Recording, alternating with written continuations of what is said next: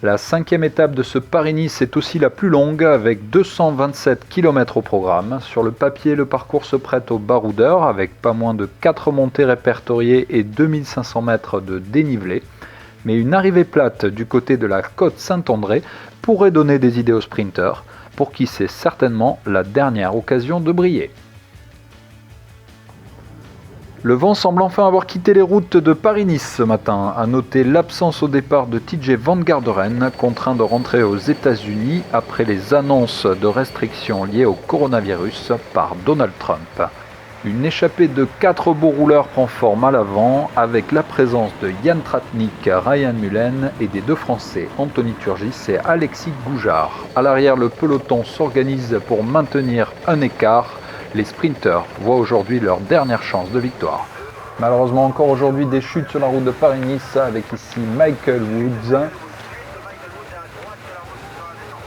Les échappés continuent leur progression à l'avant jusqu'au premier grimpeur remporté par Anthony Turgis, protégeant ainsi le maillot de leader de son coéquipier Jonathan Hiver. Pendant ce temps-là, de nombreuses équipes de sprinteurs s'allient à l'arrière pour mener la chasse. Ryan Mullen et Anthony Turgis sont les premiers à payer leurs efforts dans cette course folle, pendant que leurs deux autres compères d'échappée passent au dernier sprint intermédiaire. La Bahrain Merida voit l'opportunité d'aller faire la dernière seconde de bonification avec Dylan Teuns aux prises jusqu'au bout avec Sergio Higuita, décidément présent dans tous les coups. Alors qu'il y a toujours 2 hommes en tête, la course s'emballe à 15 km de l'arrivée avec Julian Alaphilippe qui attaque en compagnie de Cortina, vainqueur d'étape déjà sur ce Paris-Nice. Ils seront ensuite rejoints puis contrés, notamment dans un groupe avec Bob Jungels et Jasper Stuyven. Que des hommes de classique, le leader est obligé de prendre la chasse en personne. Nous arrivons dans les 10 derniers kilomètres de cette étape. Toujours 2 groupes à l'avant, les 2 échappées matinales, Tratnik et Goujard, suivis d'un groupe de contre bientôt repris. C'est à ce moment qu'Alexis Goujard paie à son tour les efforts d'une journée qui marque et qui montre à quel point elle a été difficile. Jan Tratnik se retrouve alors seul en tête à 4 km de l'arrivée. Les équipes de sprinteurs reprennent la chasse en tête du peloton alors que Caleb Ewan est victime d'un incident mécanique décidément malchanceux, lui qui avait déjà chuté. Jan Tratnik poursuit son cavalier seul à l'avant à la bord du dernier kilomètre avec seulement une petite dizaine de secondes d'avance sur le peloton. Ça va se jouer d'un rien à l'arrivée. Les sprinteurs ont les crocs derrière, ils ont été privés de sprint massif jusqu'alors. Jan Tratnik ne doit pas se retourner. Quel suspense encore une fois dans ce Paris-Nice avec Israel Startup Nation qui lance de très loin avec Rudy Barbier.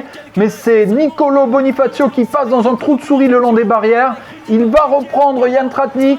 Il semble avoir fait le trou sur tout le monde et ne sera pas repris. Victoire de Bonifacio et première victoire sur ce Paris-Nice d'une équipe française, la Total Direct Energy.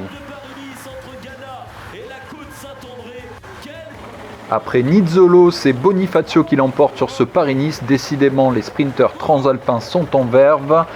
Moins de réussite pour leur compatriote Elia Viviani qui semble une fois de plus avoir été bloqué dans la meute.